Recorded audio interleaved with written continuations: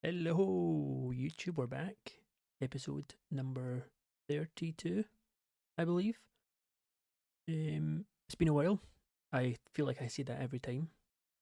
It's been a while since I last played, but it's been quite a few days. I've been messing around with, like AI generation and stuff for the game, trying to be more ideal, well versed with creating my own renders and logos, not relying so much on ChatGPT, using something a lot stronger. And I ended up, well, just messing around, going for a more simplistic look here. As you can see, I've got a new logo for the company.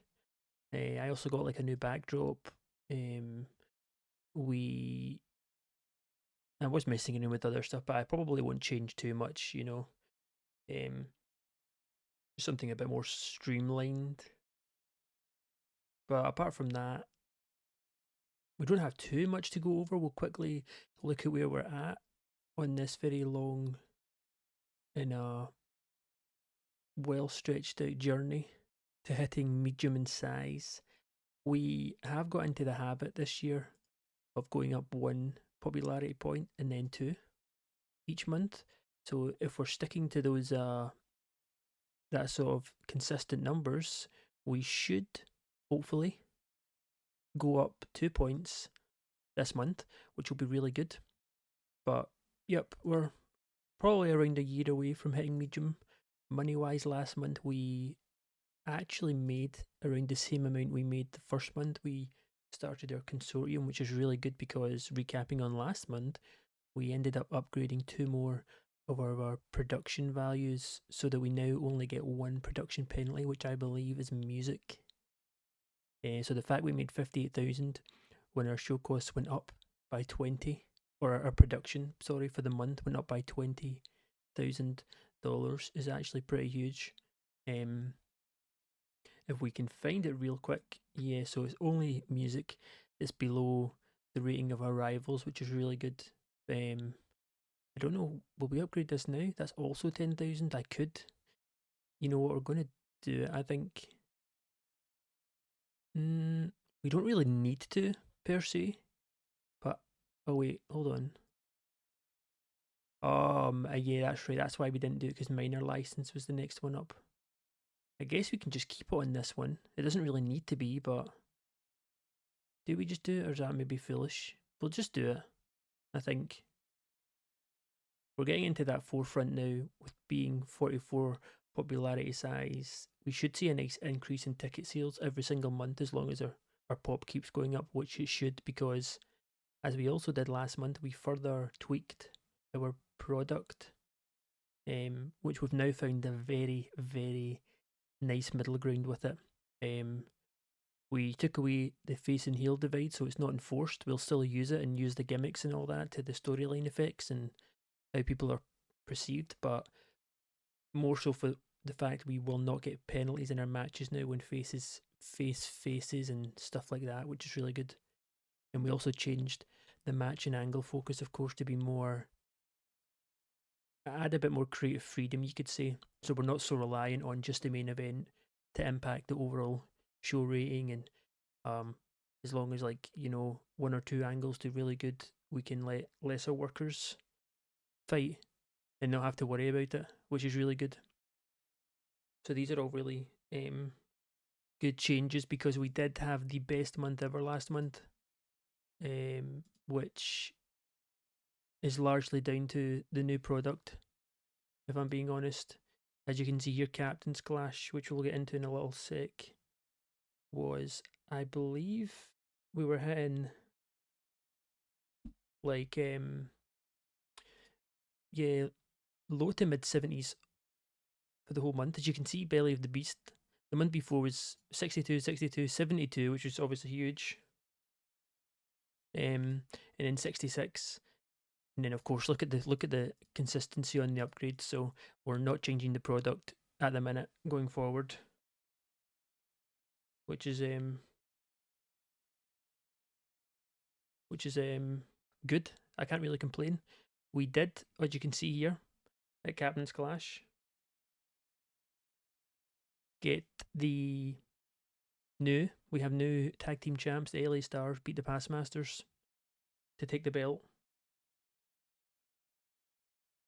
which is really good. Each of the backdrops, by the way, the sort of gold, just the gold. I think it looks pretty nice. But yeah, LA Stars are the new champs. Ernest Youngman defended against Davis Wayne in an 80 rated match, and we also had Tennessee Williams was not defending his belt because he was fighting in the Team Pappas Wool versus Team Architect matchup. So, which of course we had Team Architect win thanks to the help of Hangman, who turned heel, more so turning on Pappas Wool, losing them the match after sort of 1 or 2 months of a bit of foreshadowing. He stopped teaming up with Blue Dragon. And then it seems like his priorities weren't quite aligning with Papa's Wool, so he's turned. Hangman's turned on Papa. We'll see how that advances. The past masters lost their belts, so we'll see how that will impact their stance in the blueprint, which is still going pretty strong. We still need to try and get Giant Brody a bit more over, but that's going really well. Titles, we are looking pretty good. The prestige is not moving too much, which is not necessarily a bit of a worry, but I know when we get up to medium size, if we had to necessarily make new belts, the prestige would be starting at like the mid 50s, high 60s probably, which is a bit annoying when you think about it that way. Because obviously we want our belt prestige to be as high as we possibly can, but it doesn't really rise in size that quick, considering the matches we put on are much higher than 40, like 43 ratings. But we'll see how it goes. We'll see how the LA Stars do as the new champs this month. Anyway, we are working towards Summer Showdown, which is not like a themed. Well, it's themed for the summer, but it's not. There's no like stipulation for this event because next month, after this month, or next episode, I should say, is the climax, which is like a WrestleMania. It's their season finale for the whole year.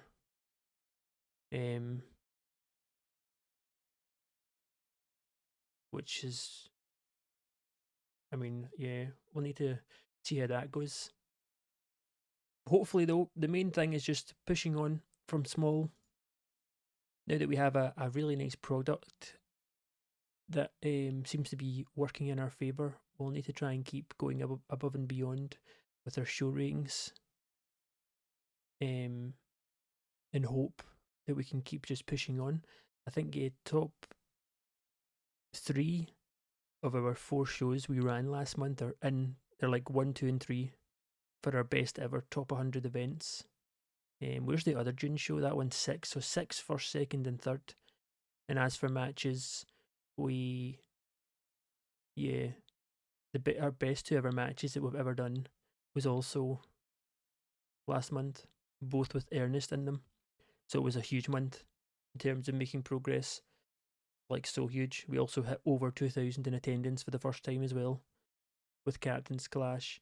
The other thing to mention, which I guess you've seen it now as it's popped up, if you guys may know or may not, as I was scrolling through the list, which I don't really do too often, look at the events of other companies if I'm being honest, but Zap Powerson popped up. He has just left SWF, which I thought, I've never used Zap before, but I'm sort of familiar with him. He starts off, of course, very young, and he's like a huge, promising star. And for whatever reason, SWF they didn't renew his contract. He's still with them right now, but he's essentially leaving. So I brought him in, I think on a 2, maybe a 3-year contract. I can't remember exactly, but he's good in the ring. He's not amazing, but he's only 27, and his fundamentals are really good. And more importantly, his charisma and star quality is massive. He's like a star essentially, and even more important, he's a marketing dream, which is like, it's like finding a gem in a mountain. To put it into perspective, right now in the game world, there is 11 active male wrestlers who have the marketing dream trait. Only 11. And Zap he's one of them. And I think he's like definitely the youngest that has it. He's not really over in. He has got a bit of pop, but when you consider he's coming from SWF, he's not really over. They were basically just jobbing him out, which is to be fair, because he's not progressing amazing in the ring, but hopefully if we can actively use him, build him up. As I say, he's only 27. He's a people person, squash master, which will be good for getting extra bonuses. I mean, he's great. He's like the fact that we managed to get him is like huge, especially for the future going forward. We can't really complain with that. But I think apart from that, we can probably jump into the shows. There's not really too much more to go over. Obviously, we have a. I've been talking about messing around with the logos a little bit and the graphics, but we're probably not going to change any of our graphics for our events because I quite like them all, to be honest. So I don't think we'll mess around with that. But apart from that, everything's looking good. We got new champs. Ernest and Tennessee are still our singles champions. We got Zap Powerson who'll make his debut soon. We also actually have the plan is to link him up with Dawn Gemmell, who we're offering 800 per show to. But the reason I'm bringing her in is because I want to start getting managers, and I don't know why, but she's currently unemployed. She's a really, really good manager. Look at these acting star quality, good on the mic, and more importantly, she has 80 popularity. She's basically like known everywhere in the world. She's like huge. The fact that she's not, she left USPW, but it was like almost 2 years ago. Actually, it was just over 2 years ago. No, it wasn't. I'm lying. It was over 2 years ago. And for whatever reason, she's just not been picked up. I don't get it. Managers is something I'm not really used to using, so this will be new. But if we can get her in the segments with Zap, it's going to help Zap get over way faster. So, yeah, the fact that we're able to bring her in is huge, to be honest. 800 a show is quite a lot for someone who's obviously not like a wrestler, but look at her pop is like massive. She's like over double than everyone on the roster pretty much. She's way bigger than my company as a whole. So yeah, I'm not really going to complain. But apart from that, we can jump into it. There's not much more to go over. It's just steamrolling on to rise in size again, keep the ball rolling, see what new little funny storylines and stuff we can come up with. Keep an eye on the lower end of the bracket for our workers and try and make sure we're keeping the minimum level of what we expect fairly strict, so that when the time comes to start cutting people, we know exactly who the weak links are and who'll be going first, I think.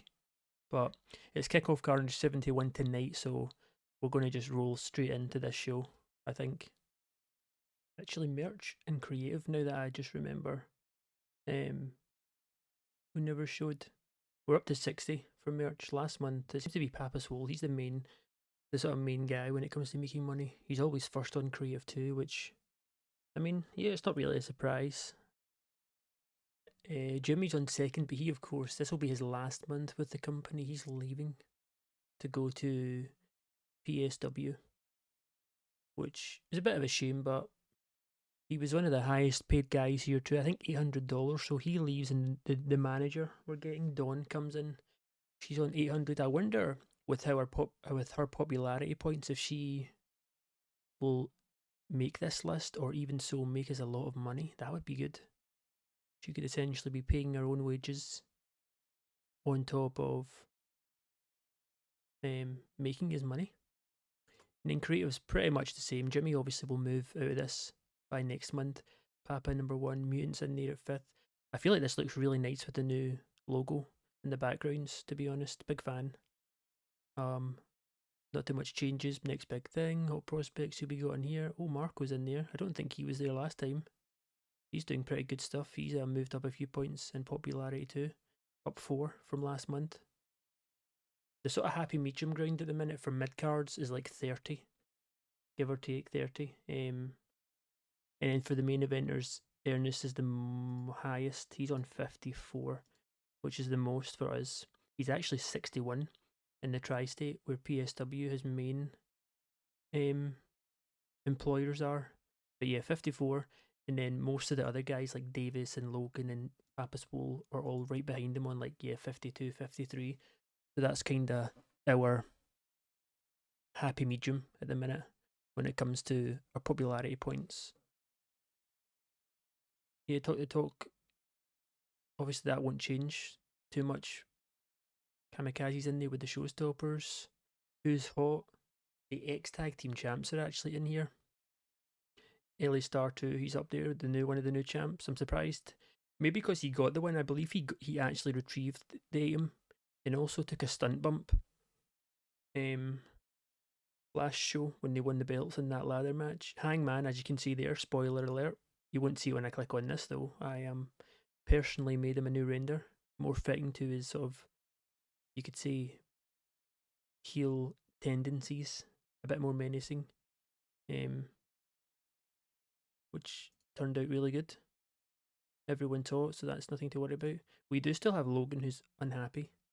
He's annoyed still, even though it's now been over a year since the booking match incident, and I gave him a character idea before I recorded, which went well, and it still wasn't enough. I thought after a year it would go away, but I think we're on the cusp of getting him off negative morale, if I'm being honest. But yeah, the Hangman render, let me guys know what you think. It took me a long time to figure it out as I started messing around with like Photoshop and a much stronger AI generator. Well, one that's much stronger than Chat GPT anyway. I'm pretty happy with how it turned out. I think I'm also going to progressively make my own free renders, um, based around this sort of mod pack of the renders, with the transparent GIFs. And that way, when I open up my own dojo or anything like that, I can assign my workers my own render that I've made specifically for them, which would be quite good, I think, going forward. But yeah, there's no one in real particular I want to look at. If you guys want to see the pop, I'll move through it real quick, but there's no one, like I say, low to maybe mid 30s is like really solid for mid carders. And then our like main guys are hitting the low to mid 50s. But yeah, there's 52, 54. Yeah. 49 for Hangman, he's getting up there. 49 for Jimmy, who's leaving. Tag champs are on low 40s. Logan 53. Mutant 47. 52 for Swole. 44 for Sandman. Tennessee the champ 41. 53 Architect. So it's looking good. Healthy. Healthy numbers. But anyway, let's let's shoot into the show now. I think there's nothing I've missed. Been a pretty good recap. Hopefully we can do even better now this month than last month. Alright. Night off. Nope. No. No one gets the night off. How much are we expecting? 1,200. Okay. Sitting kind of around the same. We'll use Wrestle World as always. I do want to get my own broadcaster, even if we just start it in America and leave out Canada, because obviously Wrestle World covers Canada and America on very small, and I wanna get my own and upgrade my own, to be honest. Store creative ideas, what we got here. Quite a lot of creative finishes, so we'll not maybe try use these, especially the ones that are a bit of a gamble. We don't want to be using them on the main event of the month. Okay, gimmick ideas. Okay, let's do more character ideas. I don't have any. Okay, perfect. Near certainty. What else? Safe bet. Okay, we'll go for a good creative finish. Bit of a gamble for Logan. Sure, we'll keep it. We'll maybe use it tonight if he's in action. One more. Likely for Architect. Fine. Another character. A bit of a gamble. No. Can't really do anything else. That's enough. Locker room. Oh, is that all we're getting? Nope. LA Star and Blue Dragon really help create a fun atmosphere. Okay, that's good. And that's it. The shortest and sweetest we could ask for. Let's not do anything on this either. We'll just get into booking the show, and I'll be back when we're ready to run over what's going down on Kickoff Carnage 71. Alright, we're ready. Kickoff Carnage 71, starting off with a rare match rather than an angle, but it gets the job done by getting the crowd hotter. show off to a strong start. It's a decent wrestling. Little heat, 3-on-3. More of our sort of green guys or guys that aren't quite over. Hot property.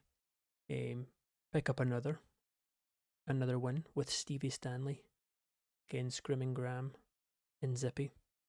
Zippy takes the fall. Lachlan Barrett submits him with a cross arm lock. Looking at the ratings, as I'm mentioning as well, I don't know if I mentioned it in the video, but we're kind of now getting to the point where anything under a 40, I would say, is pushing the boundaries a little bit. We need to sort of keep an eye on it. Zippy, as you can see, is the only one that's lower than a 40, which is good. I feel like most of these guys, maybe apart from Zippy, can definitely consistently do over 40, but yeah, when they have a lower momentum and popularity, it's obviously going to be hard, but the ratings here aren't too bad. A 51 match to start off the show in front of 1,200 people. Pretty good stuff. Into a bit of a one-sided smash hit, gets the crowd hotter. Giant Brody defeats Miller Ford with a single-handed chokeslam. We really need to get Giant Brody's popularity up. So a win, good win too, against someone like Miller will really help boost him up. 54 rating as well. Good stuff.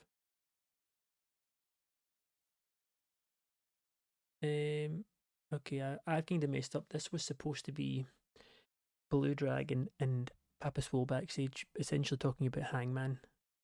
We get a 47 because it's only Blue Dragon, but essentially it's Blue Dragon and Papa Swole backstage talking about Hangman and what he did, of course, betraying Papa Swole and essentially Blue Dragon, without Blue Dragon physically affected by it. And he asks if they know if Hangman's here tonight, which Papa Swole was told that Hangman is not. And Papa Swole basically just tells Blue Dragon, don't worry about it, just focus on your match, because tonight Blue Dragon's going up against Kamikaze for the #1 contender spot to fight Tennessee Williams at Summer Showdown for the Great Lakes Championship. So after getting obviously really bad news about Hangman, his buddy, or who he thought was his buddy, Blue Dragon's got a huge chance to jump out of the tag team scene and jump straight into a potential title fight if he can get past Kamikaze tonight, who's been on pretty good form last month. So, a bit annoying that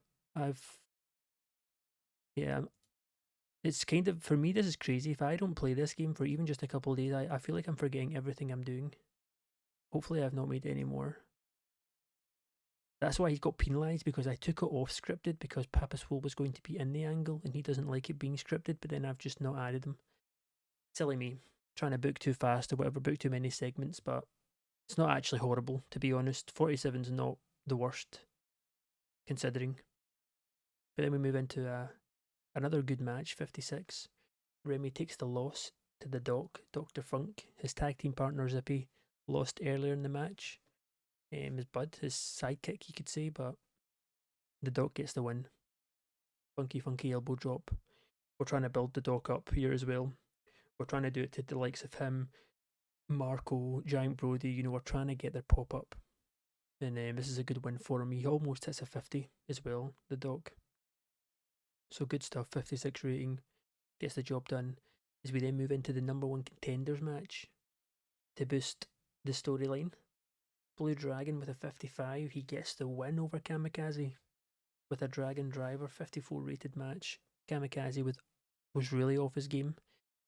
And Blue Dragon, with this win, ties himself in to be confirmed to fight Tennessee Williams for the Great Lakes Championship at Summer Showdown. Big opportunity for him, huge. He's potentially got the chance to become the first ever champion of 2 separate belts in the promotion. So good stuff. Rating wise, not great, mainly because of Kamikaze, but not bad though. 54 win for Blue Dragon. As we then, what the hell is going on? After the number one contenders match, we basically had Ant-Man. I don't know why Aid Nelson's in this, just ignore him. I fucked their segments up tonight big time. It's fine though, it's not to worry.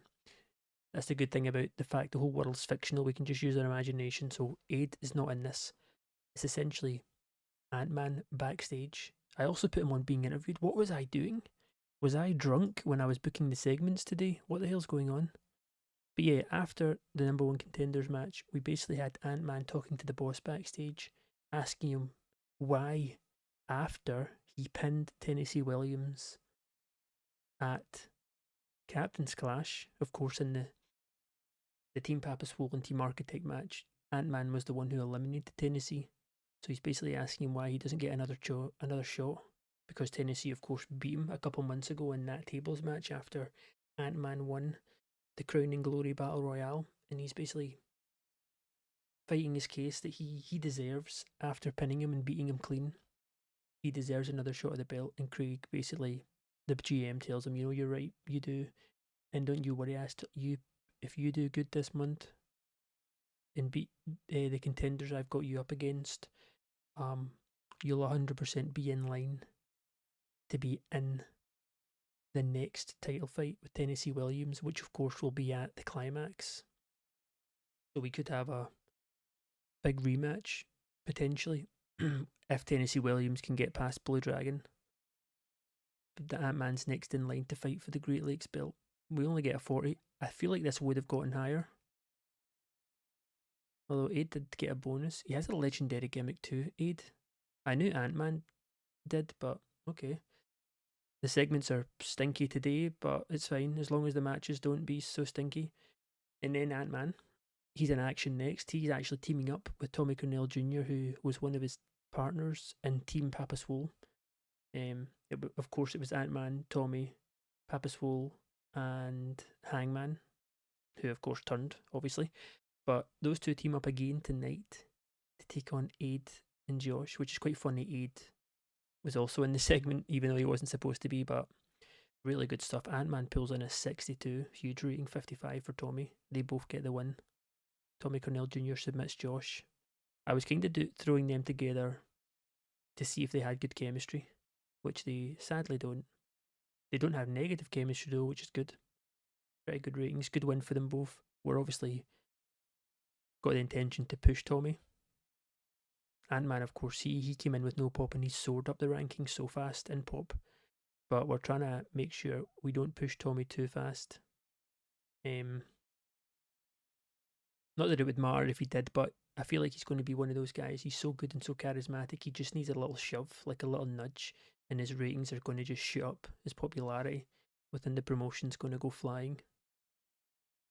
So I'm trying to just sort of time it well for when I want it to be in full effect, which is not right now, but good win. Then we got Marco, as we mentioned, the likes of him and the Dr. Funkenstein and Giant Brody. Those guys are trying to boost him up, and this is hopefully going to do the job. It's a very good match, 60 rated match. Marco gets a 56, Aussie with a 53. This is a huge win too for Marco. Aussie is very far ahead of him when it comes to how he's perceived by the fans. Aussie's much more over. So a big upset win. And he wins clean, which is another thing to know with the DDT. 60 rated match, really good. As we then move into another very, very good tag match, we have the team up of Smooth and Willsbane again. They're back together. 66 from Logan, 61 for Austin. They get the win over Cobra and Jules, who essentially they're taking the beat down by all the tag teams these days. But they also pull in very good ratings. I used up Logan's creative finish that we got at the start of the show. That was a success.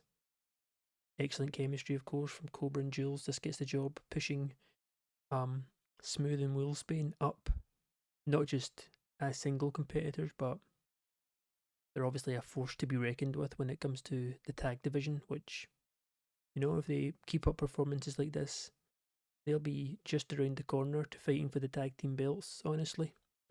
Speaking of the tag team belts, we obviously had Blue Dragon and Kamikaze, number one contender, earlier in the show, and now we have one team of the number one contenders to fight LA Stars in their first title defense. It's Young and Wasted. They essentially make their entrance. It's just like a more elaborate entrance before their match. Doesn't get a great rating, to be honest. Our segments have definitely crumbled tonight. I have one more segment lined up, which should be a hit though. It's got one of our main guys in it, so I'm hoping, fingers crossed, I didn't mess that up somehow. But in the number one contender, to who'll be fighting LA Stars in their first title defense. Great wrestling, decent reaction. Young and Wasted beat Marcus and Gray when Tyrone Gray was counted out while fighting Brett Kyle, so it's a cheap win. Taylor Norton carried the match with a 68 rating, and then it was really sort of high 50s after that, 69, exact same tag match rating as the match before with Logan, and Smooth against Cobra and Jules. So there we have it. Blue Dragon will fight Tennessee Williams at the end of the month, and Young and Wasted will be the first challengers to LA Stars title. So we'll see how that progresses as the month goes on. Another 69, of course, as we then move in before our main event. Oh my god, it only got a 64. Is the Architect already lost his hot new catchphrase? He did not have that for very long, did he? I think did I have this scripted? I feel like I didn't. Oh my god, the segments have been poopy today. Anyway, it's a bit of a shocking segment because we have Architect coming out with the whole of the blueprint before his match, and he's essentially putting himself over, you know. He's got a lot to talk about. But this, he's laughing at the fact that not only did he win against Papa Swole, Team Papa Swole, as he always does, you know, doesn't matter if it's Papa or if he's got all his little bum chums, he's going to win. But he's laughing at the fact that one of his own friends has stabbed him in the back, and he's essentially applauding Hangman for seeing some sense and knowing that if you hang around with Papa Swole for too long, you're going to turn into a loser just like him.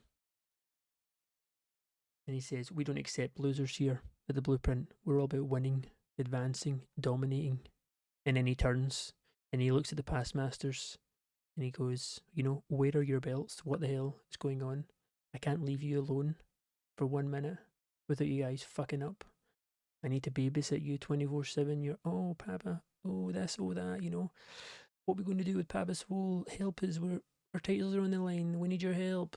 You know, I've been helping you for far too long. If it wasn't for me, you wouldn't have held the belts as long as you did. And as soon as I turn my back for 1 minute so I can deal with Papa Swole, you lose your belts. It's not good enough. And quite frankly, it's not just embarrassing to you, but you're embarrassing me, and that's not acceptable." And he basically kicks them out right there in front of everyone in the middle of the ring. He says, "You know, if you don't have the belts, you're not worthy or even wanted in the Blueprint, so you guys can fuck off," essentially, in a very abrupt way, which obviously gets quite a big reaction. Sandman and Historian, they obviously look quite shocked, because they were essentially just turning into lackey for the Architect. You know, they weren't really valued members anyway. An Architect is very ruthlessly, he's just kicked them out. Which, of course, as you can imagine, Giant Brody doesn't care. He's got like no reaction on his face. He's just standing behind Architect, very menacingly looking at them. But then, right before, obviously, Architect's about to welcome his opponent, Sandman and Historian. Yep, they get out of the ring with Giant Brody staring at them, and they leave. They walk up the ramp and leave. Because then we have Jimmy. Nice, we got saved here. Superb wrestling, great heat. Architect beats Jimmy Chipolata in the main event by submission with a blueprint. During the match, Giant Brody distracts Chipolata. And of course, great finish, a success. Architect pulls in a 77-80 rated segment. Jimmy, let's be realistic, he's leaving at the end of the month, so he's going to be cannon fodder on these kickoff Carnage shows this episode, unfortunately for him. I don't necessarily know how far down the pecking order I'm going to have him lose to guys. I don't necessarily want to piss him off because he is good and he's only 25. He's someone I would like to have back, so I don't really want to spoil my morale with him. And I also don't really like doing that sort of tactic. So we'll see. But as for one of his last matches in the promotion, he's pulled in a very good rating, largely down to Architect 77.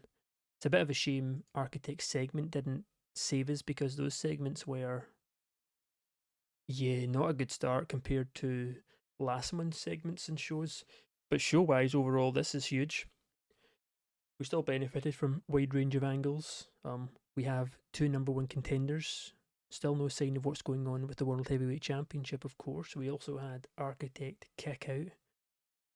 The first people to get kicked out of the Blueprint stable. The ex tag champions, you know. Architect doesn't value them anymore. As soon as they lose their belts, he's just essentially ruthlessly cutting ties with them. But a 74 overall show rating is a huge start to the show, to be honest. I'm trying to think for. Where's Marco? He did quite good. Give it to Marco. We'll give it to Architect for that. He saved us with the main event, honestly. And you know what, Logan? We'll give it to Logan. He needs the boost. His morale's still not great. Tell them all they're awesome.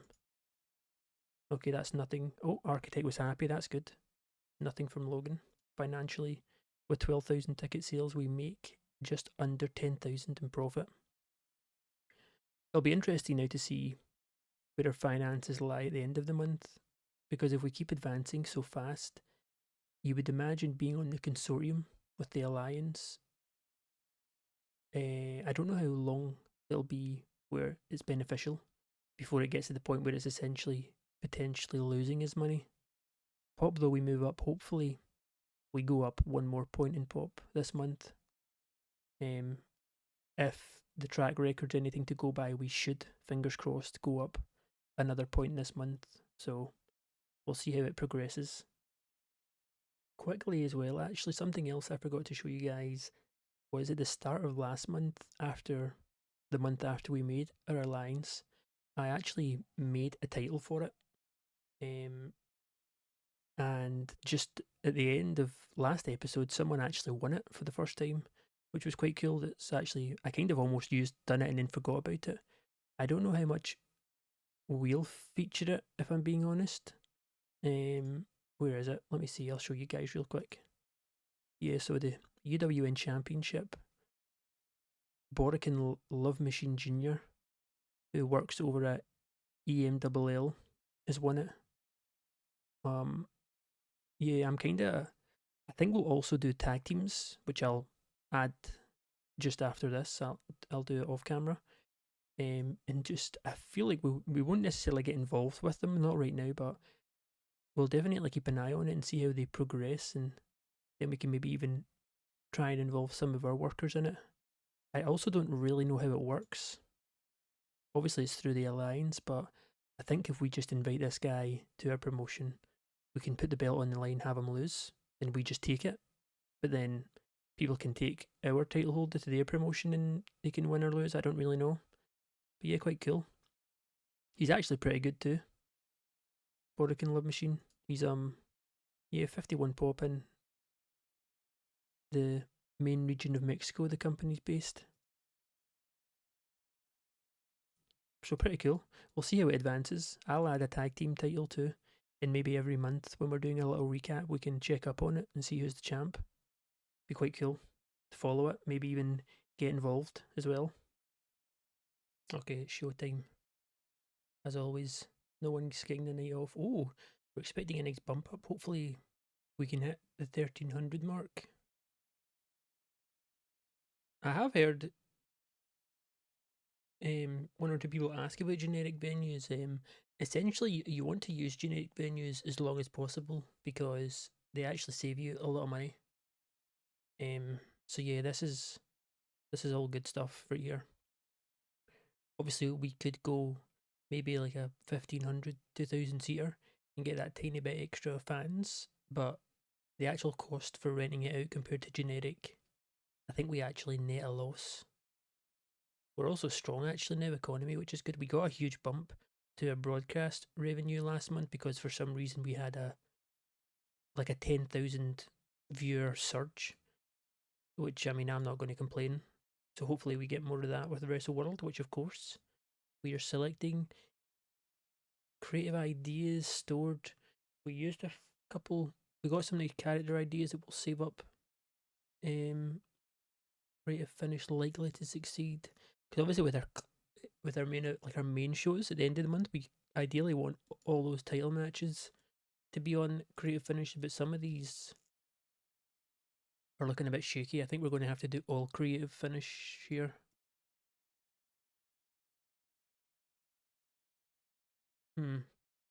Okay. A big gamble. No, we're not keeping that. Safe bet. That's good. And near certainty. Beautiful. Big gamble for Logan Wolfsbane. Nope. One more. Oops. Safe bet. Okay, that's good. That's some good ones. Got like 3 or 4 there. I'll take it. Oh, Pepper Pelton is turned up and asked to be used tonight. Doesn't have good selling. Usually when I do this, dude, just get squashed. Yeah, he's not great. He's not horrible, to be honest. He can actually talk on the mic and has a bit of charisma about him. His stamina is amazing. But everything else is not looking great. Consistency's he's actually not the worst though. I've seen way worse, but we are not. There's no spots, we'll say. Okay, Davis and Stevie are bonding. That's good. Calder and Austin have been spending time together. Okay, and that's us. So another good locker room incident there, just like the last show. Let's do team bonding. I don't know if Logan's still pissed. Between Austin and Logan, that's funny because they team up together. And also Logan and Sandman, everything else is a lot of strengthening. So I'll take it.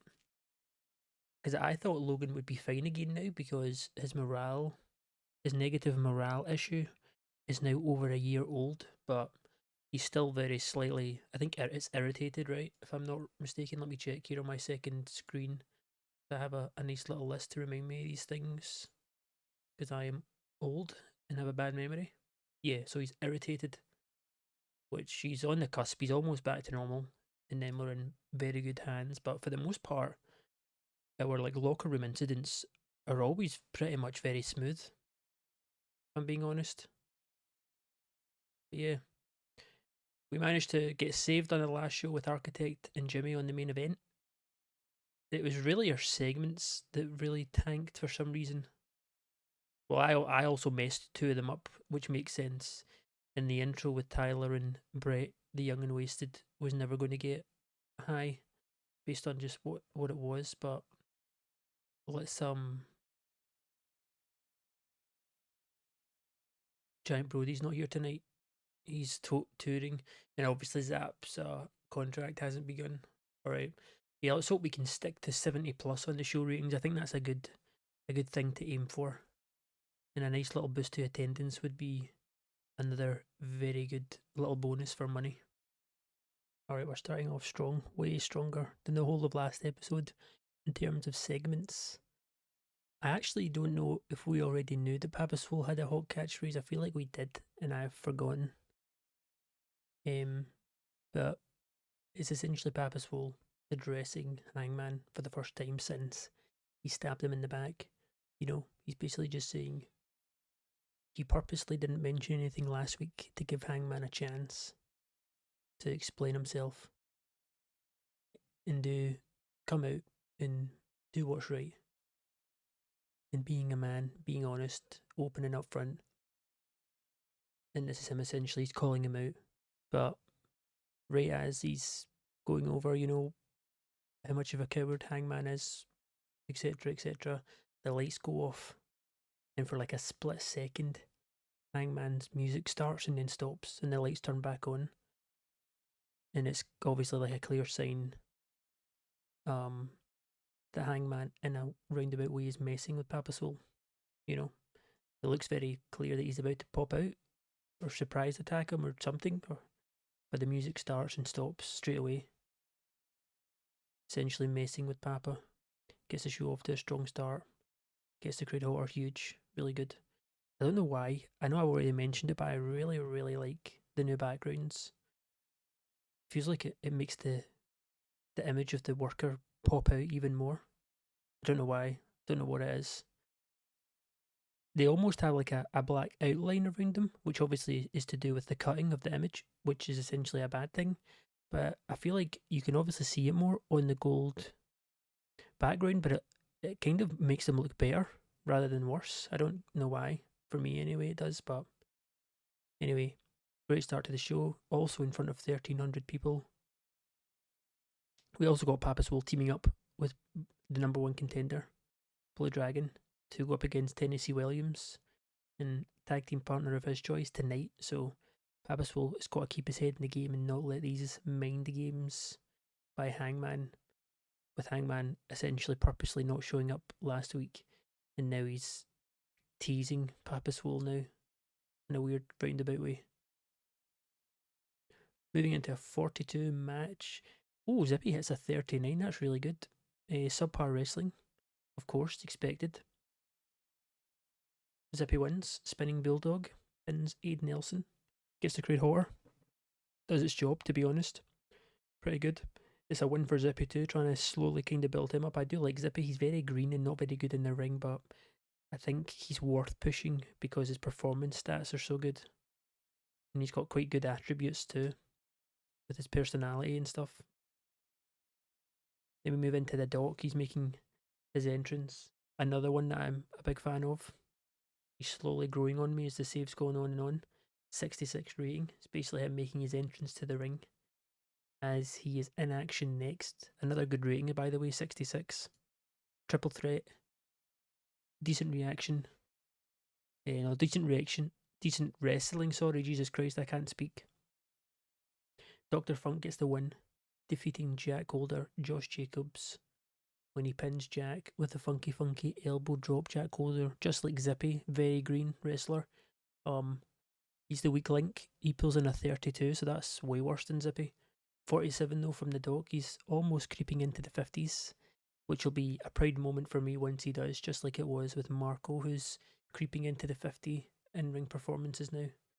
Jack Holder's getting better at his gimmick, which is actually really good. Not that I think it was necessarily a really bad rating, but that's always positive. Josh is a real good in-ring general. He's got really good fundamentals. He pulls in a 45, even with horrible momentum. With no sort of, no luck on his side at the minute. Good win though for the Doc. 49 rating. Pretty good segment from him too. I'll take it. Into a 56. The man who was told he's going to probably be in line for a next shot at the Great Lakes Championship if he essentially puts in good performances and shows the boss why this month, and he's starting off well. It's Ant-Man beating Jules Knight by pinfall. Even though he was really off his game, he pulls in a 47. Jules Knight pulls him up to a 50. Pretty good stuff. Well, it's not great. He was off his game, but it's a win for Ant-Man. We pull in a 56. Keeping the show going strong, which is really good. Then we actually have a rare Ernest appearance from our champion, who of course doesn't really necessarily like the company or involve himself in any of the drama. He doesn't care, as he's mentioned before. He's only here to get paid and win the belts, and just, he doesn't care about anyone else. He's getting interviewed, and he says he's doing a bit of charity work tonight, and he thought, since it's still not announced who he'll be fighting at Summer Showdown, it's looking very likely Craig Prince has an outline. He's sourcing up an outward source for his opponent. Essentially, he's it looks like he might be going up against someone from another promotion, just like we used to do a lot with the Great Lakes Championship, which of course we still do. That's like a custom thing.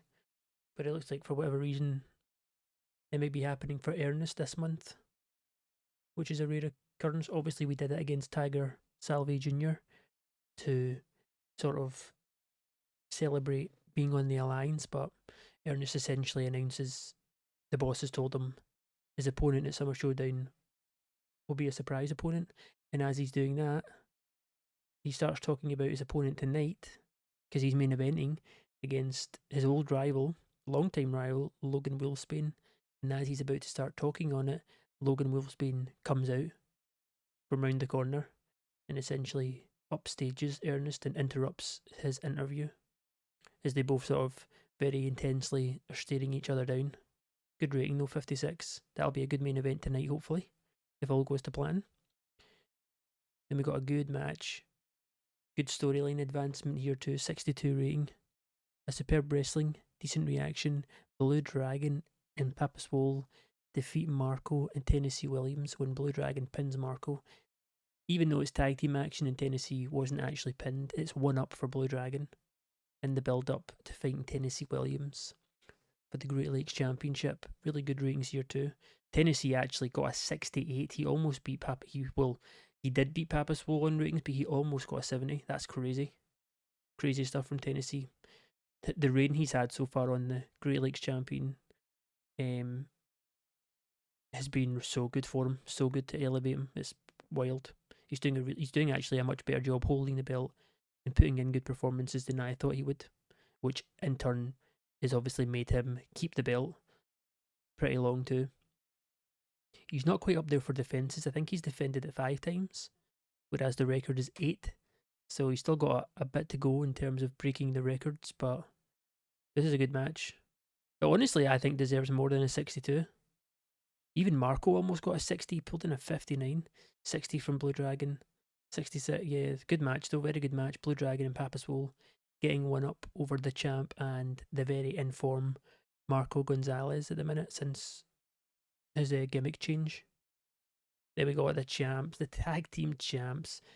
Mr. Consistent number 1 and 2, LA Stars. Great wrestling, decent reaction from the crowd. We see our tag team champs in action. They get the win over the hot tags. LA Star 1 getting the pin. Both pulling a 75. In-ring performance, absolutely disgusting.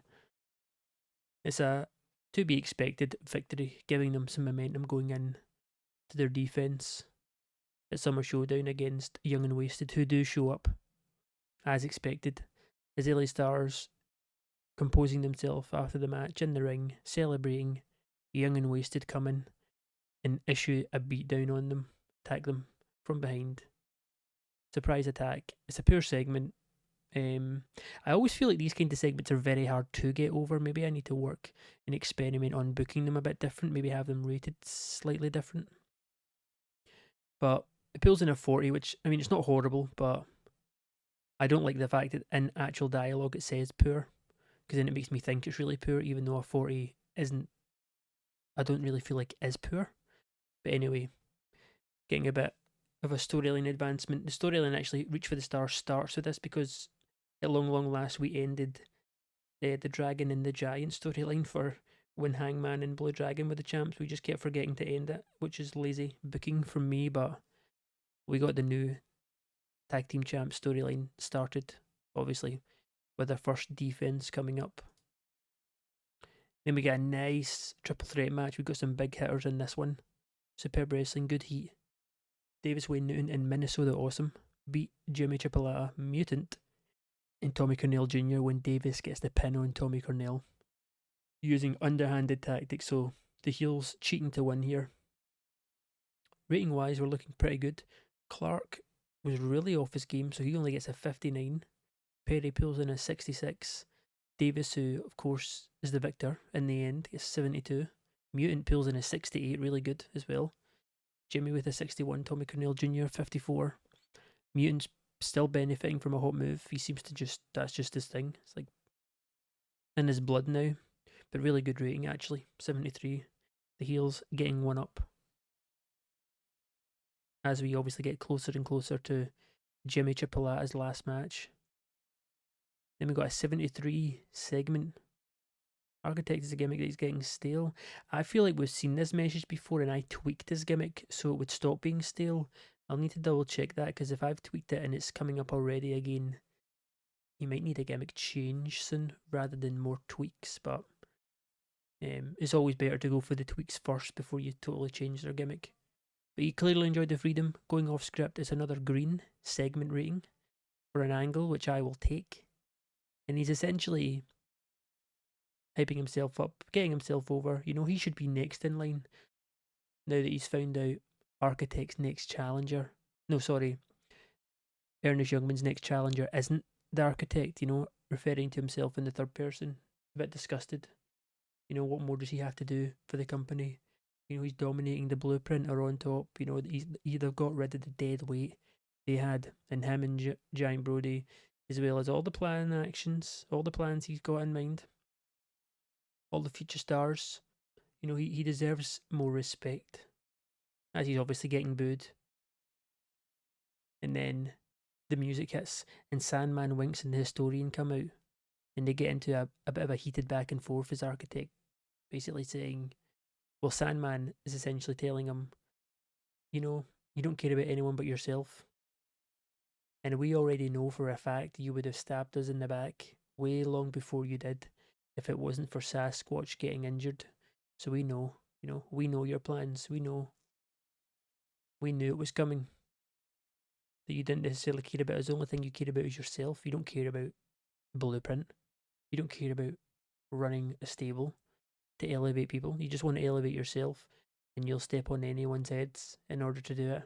And as they're having a back and forth, Craig Prince, the boss, comes out and says, you know what, if you want to get your hands on Architect so much, which I understand why, one of you can go up against him right now. And it's the Historian who steps up with Sandman Winks at ringside. And in our co-main event, they go up against each other in a 77. Holy smokes. The Architect defeats the Historian when the Historian was counted out. No. Right. Why does it say counted out fighting Sandman Winks? No, that would be the most awkward thing ever. Basically, this was a botched finish where Sandman tried to interfere and help the Historian, and they basically miscommunicated, and it was a bit of a botch. And Architect ended up getting a cheap win, you know, like a roll up pinfall finish, very cheap. Gets the pinfall and then sort of slithers out the ring into the crowd laughing, essentially, as he's gotten one over them. Essentially, maybe even proving his point that they are, you know, they are just sort of cannon fodder, essentially, and for good reason. Very good rated match, though. As we now should be moving into the big one. Now, we have obviously had Logan and Ernest fight before, one-on-one, when Ernest was defending his belt, and it actually flopped. It ended up, I think it got a 66, and we were expecting it to be way higher. But with Logan now on better morale and Ernest starting to pull in the 70s, I'm hoping this main event also doesn't flop. Okay, it doesn't. The creative finish was a success though, which helps it raise up to a 75. Wasn't actually great on in-ring performances, to be fair, but again, I'm not complaining. Superb wrestling, great heat. Ernest Youngman defeats Logan. The champ gets a win over his longtime rival, Logan Wilsbane. Good rating. This was a good show, especially with the Architect match and the LA Star match. Rating wise, this should be solid. Wow, it's our best rated show ever. 77. I'm pretty sure it is anyway. I say this a lot about our best matches and best angles and stuff, and I'm always wrong when I look off camera. But I'm pretty sure 77. We have never had that before, which is massive. Like, this is huge that we're getting this already. Things are really like progressing well, coming along real nice. So I think another really good, another good show in terms of progressing bits and bobs of our storylines.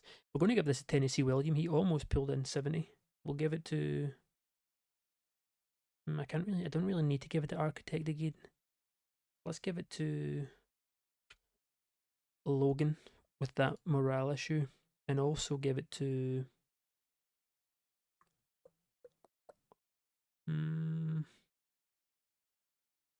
So many to choose from. We'll give this to Doc. Give them all. I feel like if you tell them all they're awesome, even if they're not, it seems to have the most chance of having an effect on the morale. Yeah, there we go. Tennessee was pleased. That's good. Seemed pleased. Was very happy. Okay, so that's good too. 3, I'll take it. We make 13,000 in ticket sales. Over 12,000 in profit, so that's really good. Even though most of the money will be getting eaten up by production, so It's not as much of a profit as it looks. And we did rise in size again, so we have gone up 2 points already this month from 2 shows, so that's good. It seems like every other month it's 1 2 1 2 1 2, so that's really going to be huge progress on our quest to hitting medium. Rather than it being one per month, which I think we're on like 54, 52 pop right now. No, sorry, 44, 42, 44. So yeah, if it stays to 1 2 1 2, it's definitely going to be pretty much around the year when we hit medium. So we're starting off well. We got one more. We got the go home show before we get to summer showdown, and the month so far is going really, really good. Hopefully we can keep this going, keep the momentum just rising and rising, which is just going to in turn give us a huge snowball effect. All right, go show, go show, go home show. Jesus Christ, I feel like I'm forgetting how to speak English. It's been a couple of days since recording, and I've just totally forgot everything.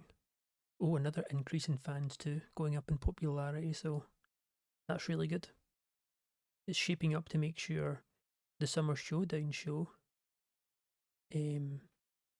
will be our highest attendance again, which it should be. I think 2,300 we got for Captain's Clash last month, so we'll see next week what we get.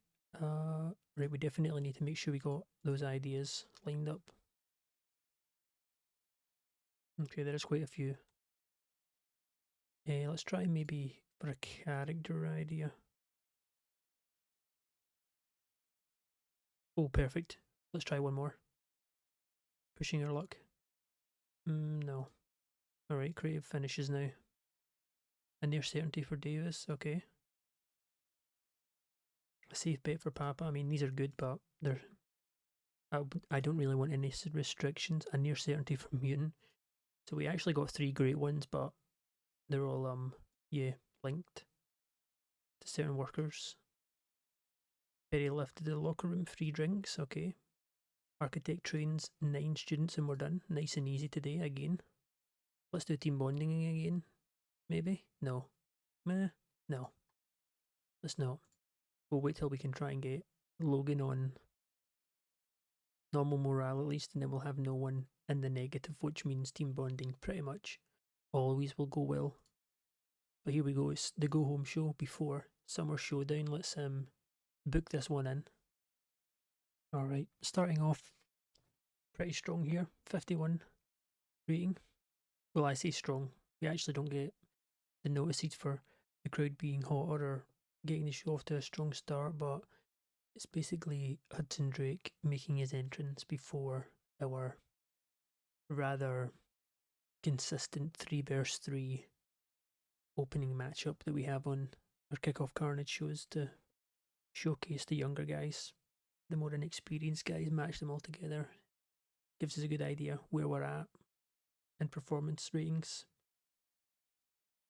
1,400 people as well, by the way, just to note. Hudson makes his entrance, of course, he's in the match. Match goes pretty well too. Decent reaction. Decent wrestling, sorry. Bowden, Hudson, and Jules defeat Miller, Remy, and Zippy.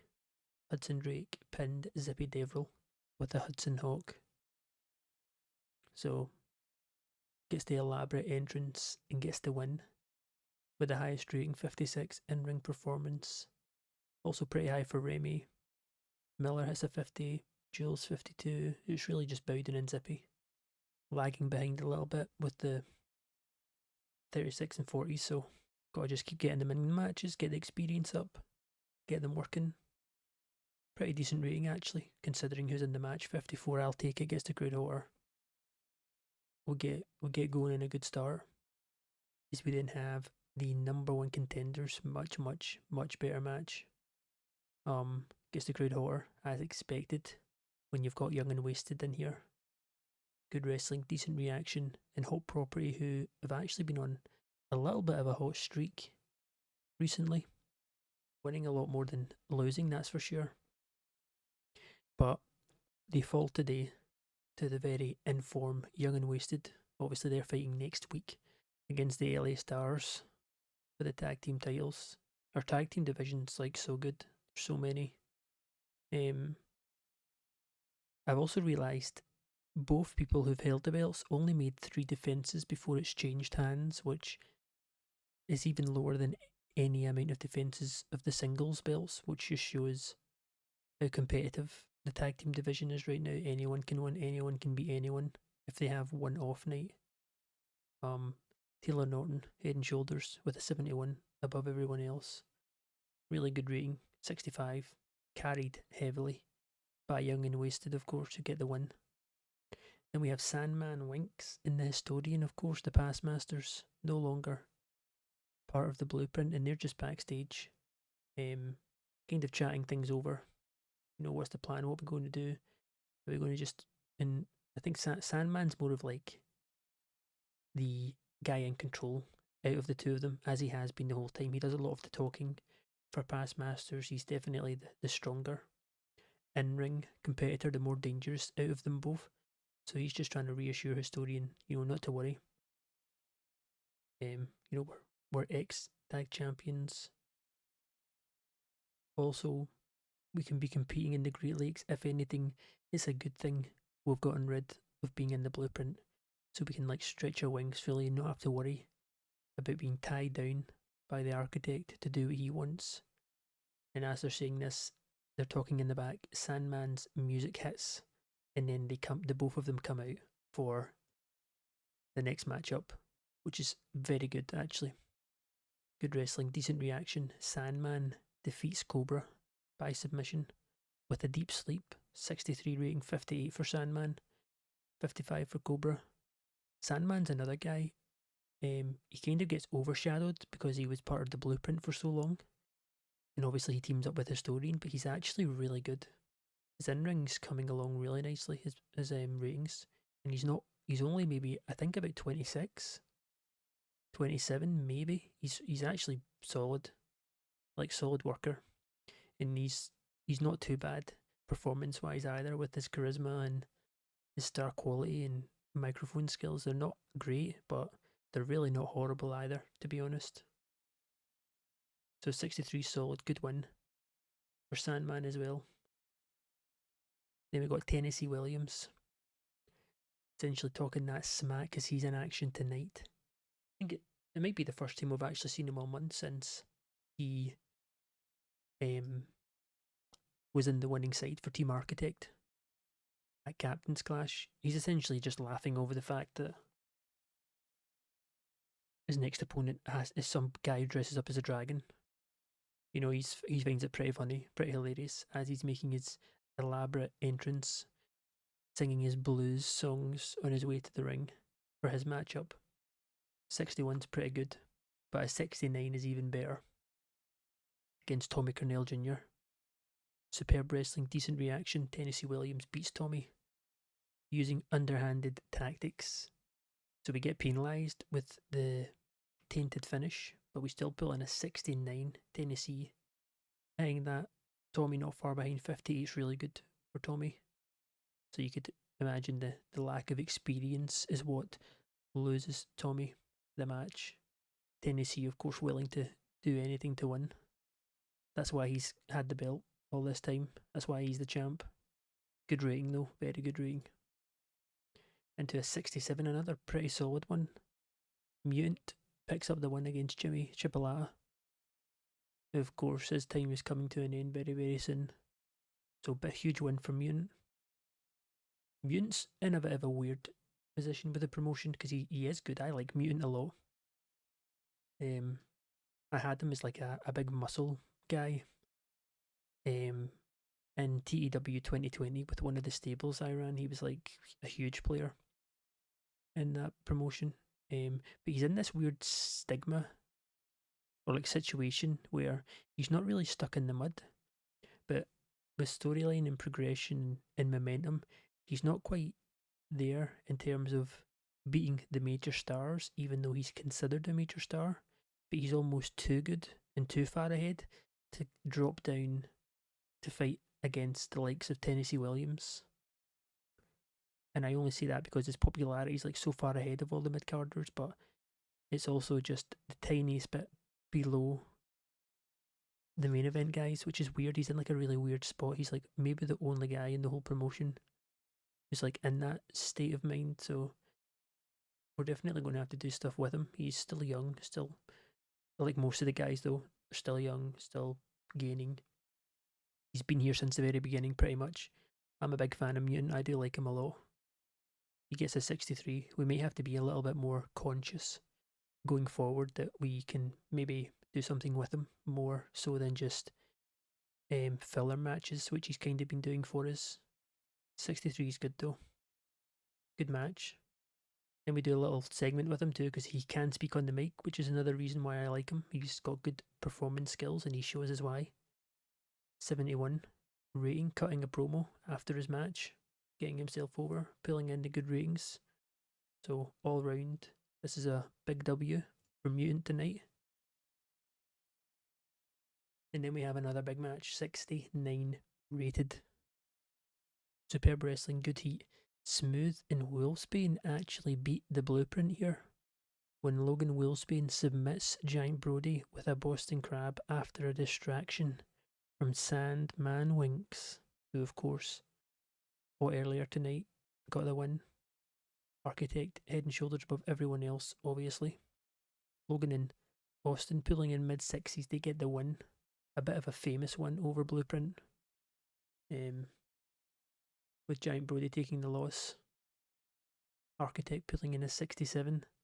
And then after the match, we have, oh yes, Skimmicks getting steel. Hold on. Let me note this down. I forgot about it. So basically, after the match, we then have a bit of a showdown. Architect is obviously pissed. He does not like to lose. And it's at the hands of his former member who he chucked out, Sandman Winks. So essentially, they're on this spot. It's announced that next week, the Summer Showdown, since there's obviously a lot of bad blood between these guys, it's going to be the Past Masters against Giant Brody and Architect, which is the very, very first time we have a match announced for an event that's not a title match. There's obviously no storyline going with it, which is more so what I mean, but it's like it'll be highly anticipated. You know, the ex-members of Blueprint up against the only two currently in Blueprint. It'll be interesting to see how Architect takes this going forward, or who he potentially recruits as new members into the faction to keep it growing, as he wants to, you know, be on top, which is going to be very hard with only himself and Giant Brody. So that's locked in for next week. Past Masters against Brody and Architect. As we then have our main event, Success.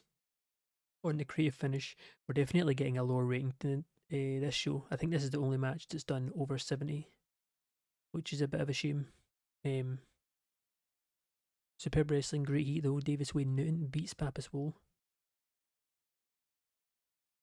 by submission STF after blatantly cheating.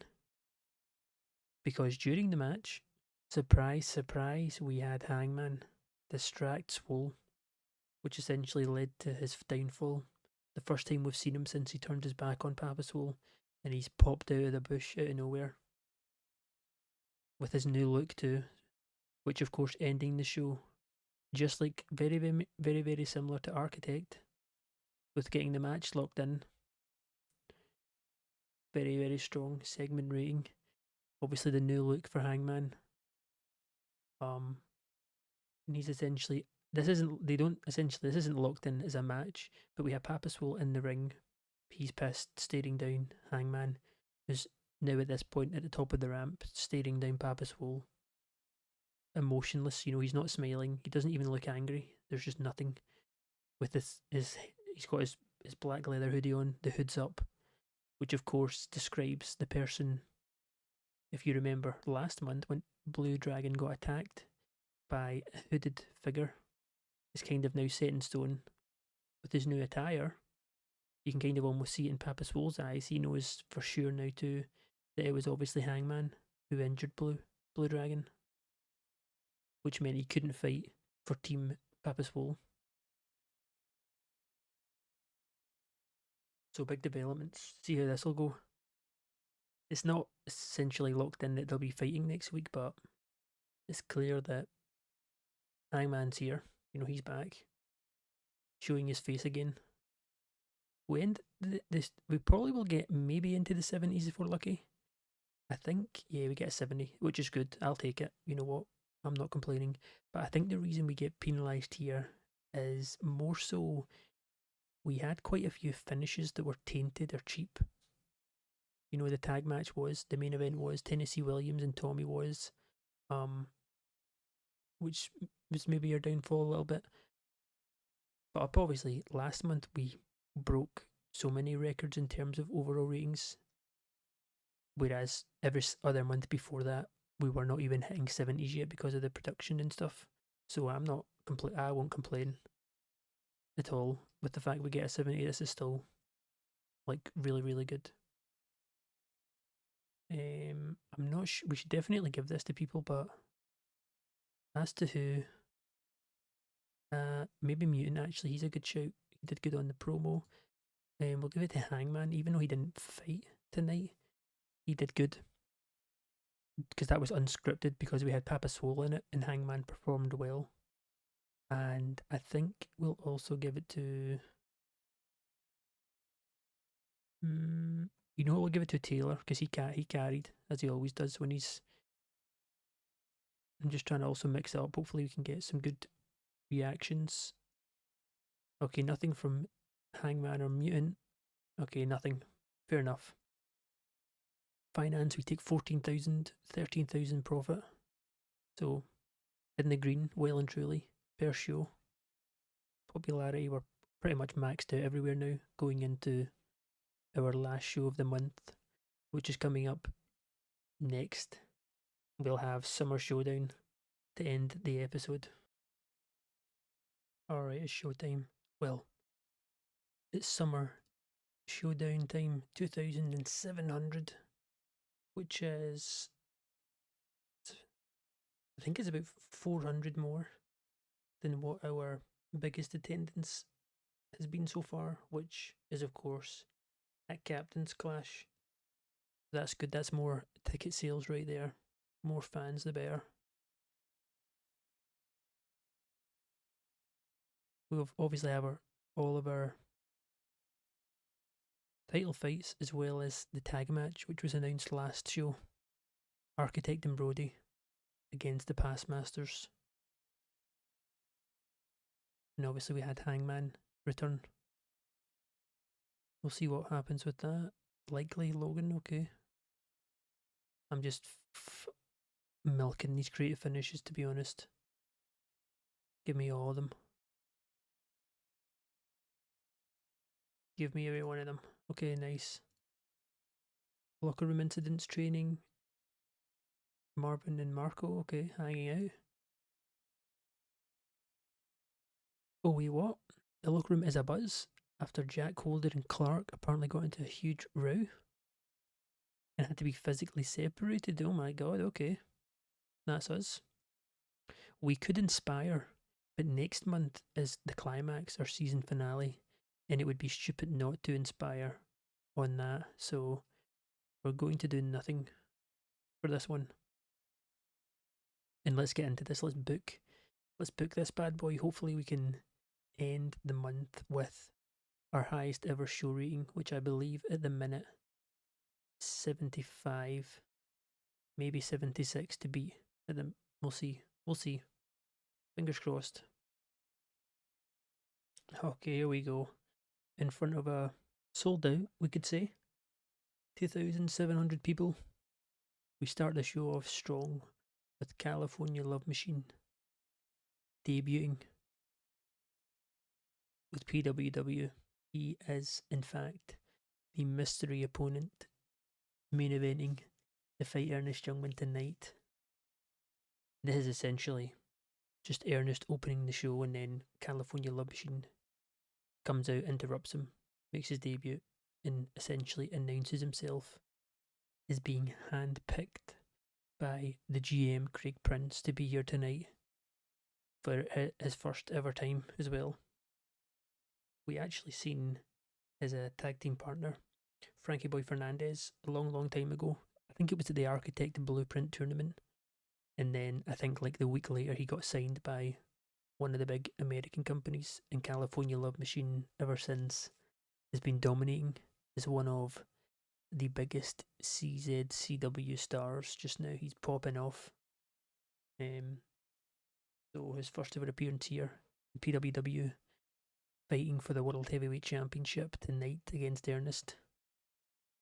Gets a show off. The strong start, gets a crowd hotter.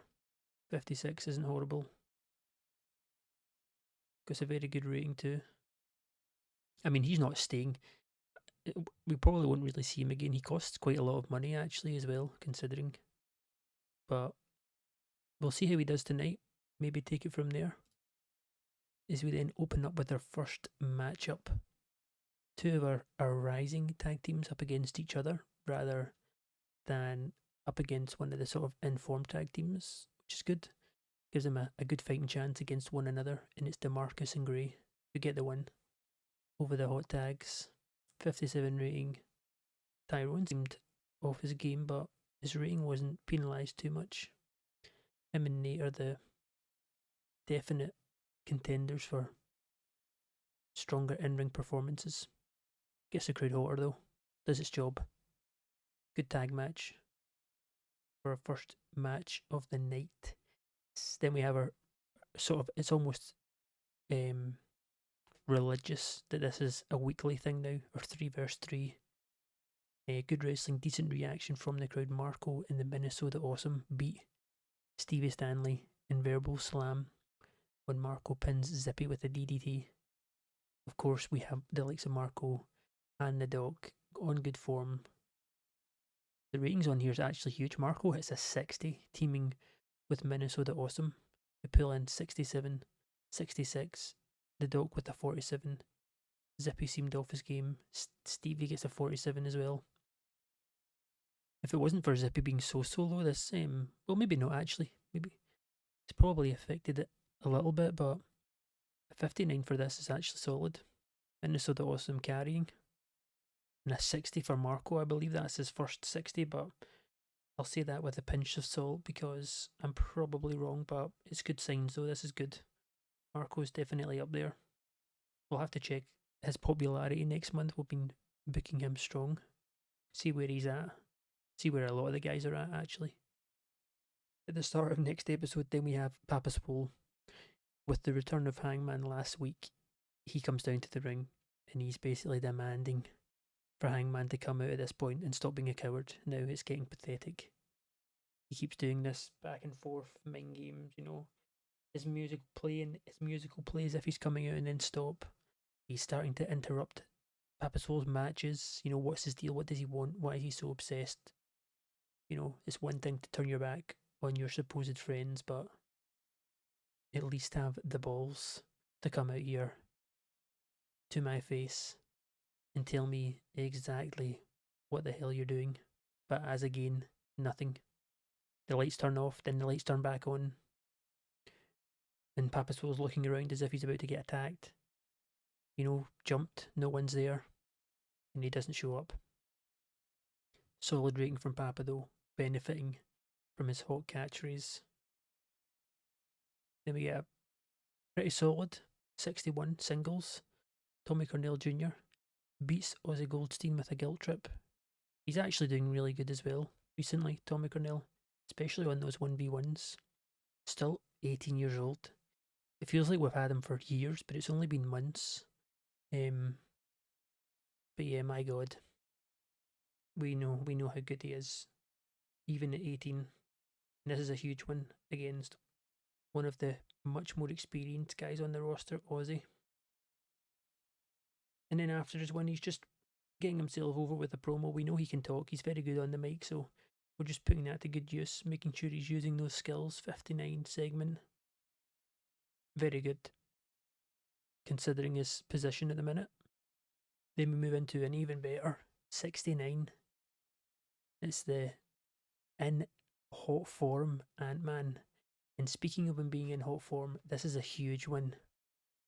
If anything, it's an upset one against someone who, on the cards, is regarded much stronger than him. So Ant-Man, if anything, is 100% proved to Craig Prince in his hardest match of the month. He beats Austin smooth, pulls in a 60, 64 for Austin, and then after his match, that's essentially what he does. He gets on the mic, and he's ready.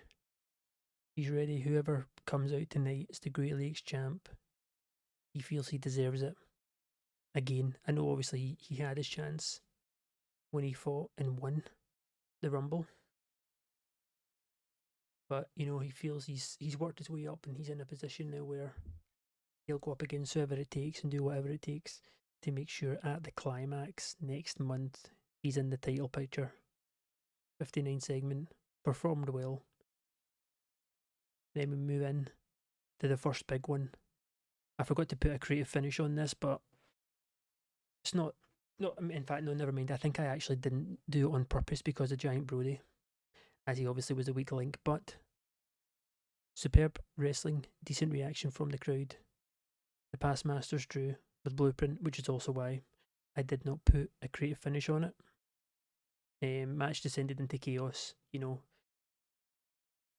feelings got boiled over out of control, and this just descended into absolute madness. The both of them beating the living shit out of each other. There's almost like a newfound hatred between these guys. These ratings are actually huge too, by the way. Historian gets a 66, 65 from Sandman, 73 from Architect. We just need to get Giant Brody up, which I feel like we can. His in-ring stats are honestly not bad at all. It's just the pop. He's not gaining pop very fast, which is probably more my fault than his. But yeah, this still does really good, 66. As we obviously now have our 3 big title fights coming up with creative finishes on all of them, so hopefully they can take us over the edge. But we'll see how this progresses. With the past masters and Blueprint, now obviously we haven't had a sort of perfect finish to this little sort of rivalry we now have going on. The Architect might have essentially bitten off more than he can chew with the getting rid, so nonchalantly getting rid of the past masters. They obviously are not going to, they feel like they've been used and abused a little bit, and they're not going to let that go slide, basically. I'm really impressed with these past masters ratings. This is really good. Just shows why they were the champs, good stuff. Then I think we may have a segment. Nope, we're going straight in. 78 rating, by the way. Oh, they have great chemistry. That's really good to know. Great finish was a success. Superb wrestling and a decent reaction. Tennessee beats Blue Dragon with a Devil's Crossroad following interference from Hangman.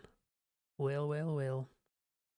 Just when we thought he was back, with Papa Swole having a bullseye on his back, it looks like he's not the only one. Blue Dragon, in a very competitive match against Tennessee. It goes all against him as chance. He's lost. All because of Hangman. Even with that 78 rated matchup here, this is huge. 70 from Tennessee. I was expecting this to be the lowest rated title match tonight, but I wasn't expecting it to get 78, that's why. I think this could be up there. It is worth noting Young and Wasted and LA Stars, who are fighting tonight. The 4th highest rated match of all time we've ever done is between those two. So having it as a title fight and the creative finish going well, that's probably going to be fight of the night if it doesn't flop. But this is really good. And then of course after, we have Hangman. He sticks around and starts beating up Blue Dragon, and he only stops when Papa Swole's music hits and he comes running out and makes the save. As Hangman gets out the ring, he doesn't necessarily run away, he just kind of bobs out and slides over the barrier into the crowd and walks off. He's not really laughing, he's not really mocking Papa Swole. It's not like a classic smug, confident heel. He's almost Yeah, he's just like motionless. There's like nothing behind him. Almost like he's dead. He's not the hangman, he's the dead man. Which is almost like a solid reference to the Undertaker there. Which is kind of the same vibes he's giving off, honestly. Pretty decent rating though. Keeping this little mini storyline, just like the Architect and Past Masters one. This is like another little one we got going on going into the finale, which is good. More matchups with more meaning. Then next up, the match we were just talking about. The tag champs, LA Stars, Young and Wasted, their first defense. Let's see, rating wise, what we're up to here. Oh, hell no. Oh, no, no, no. Okay. Okay, okay. Oh my gosh, look at those ratings too. Look at those in ring performances. About that had superb wrestling and decent reaction from the crowd. LA Stars defeat Young and Wasted. LA Star 2 pins Taylor Norton with a Star Destroyer. LA Stars make defense number 1. We also had LA Star 2 who got the pin. He took a stunt bump. He also, oh no, LA Star 1, sorry, seemed off his game, but LA Star 2's creative finish failed. It doesn't say that Brett Kyle was off his game, but he only gets a 59, which seems quite low, even for him. Taylor and LA Star 1, who by the way seemed off his game and he still got a 73. He matched Taylor, 76 from LA Star 2. I mean, I shouldn't complain at a 69, but it's just a little annoying because what if the creative finish worked? It might have even boosted Bray up just a little bit, enough to let us shine here, but it's a little unfortunate. Still a very good match though. LA Stars take the win, making defense number 1. I believe we're actually jumping straight into the main event. I don't think the main event is going to be 7 to 8, which I believe was Blue Dragon and Tennessee's, but we'll see. Those creative finishes, if they're a success, can do a good job, and we also have the main event set to steal the show. But this is good though. Good win for LA Stars. Young and Wasted's another very young tag team that I really, really like, so it's good that their popularity is already there. We just gotta keep using them more, grind them out, get those ratings up. Oh my god, okay. So 2 of our 3 creative finish title fights was a failure. Superb wrestling and great heat. Ernest Youngman defeats California Love Machine. Making defense number 6 now of the World Heavyweight Championship title. Even though this failed, and California Love Machine definitely sucked, the, the combination of Steal the Show and just Ernest Youngman being Ernest Youngman pulls us up to a 73. Ernest has been really weird. I'm realizing using him. He obviously he's took a while to get into the 70 ratings, but even when we use him on the normal shows that aren't title fights, he seems to not really underperform, but it's almost like he's holding back, even though it's not like an attribute that he has, which is a thing, like a very realistic thing that some of the workers do. But whenever we have him defend his belt, especially if we want him to steal the show, he always shows up, which is obviously really good when it matters most. Let's see how we did show rating wise. We're probably going to get maybe just into the 70s here. Okay, that's higher than I was expecting. I guess though with a combination of the 78 and 73, which takes up 80% of the rating. Yeah, okay. Who would have thought that Blue Dragon and Tennessee Williams were the people we're relying on the most? Solid rating though, to be honest. We have no titles changing hands though, which is to note. We're actually going to give this to the 2 boys who pulled through. We're also going to give it to the Historian because he got a really high rating on his, even higher than Sandman. It went pretty well though. I feel like we're set up. This was really this show was really just to set us up for next month with the climax or season finale. We obviously have the past masters in architect. We have Ant-Man and even Tommy Cornell Jr. vowing for a chance, with Tennessee William holding on to the belt. We have Ernest making now on his six defense, with so many people he could potentially be going up against. And we also have Papa Swole, Hangman, and Blue Dragons sort of back and forth, more so Papa Swole and Hangman, you know? That's almost set up for them to go against each other, you know? So we'll see. Let's see how the speeches do. Tennessee was very happy, that's good. Seemed pleased. Financially, we took away 27,000 in ticket sales and made a profit of 27,000. We're going to have to start looking at a profit now going forward. Obviously we're looking at it every month, but we're going to have to pay extra details to the profits that we make in the alliance compared to the profits that we would potentially be making without the consortium, because it's going to at one point eventually start holding us back on making money, which wouldn't obviously be good, because ideally, we need all the money we can get. But we are up to 46 to end this month, and there we have it. Another episode is done. Summer Showdown was a success. The changes we obviously made to the product last month are still in full effect. It's definitely worked out for the better. We had more very good shows, more number one breaking matches and show ratings, so it's just a case of working it up. The next episode, of course, it's going to be huge.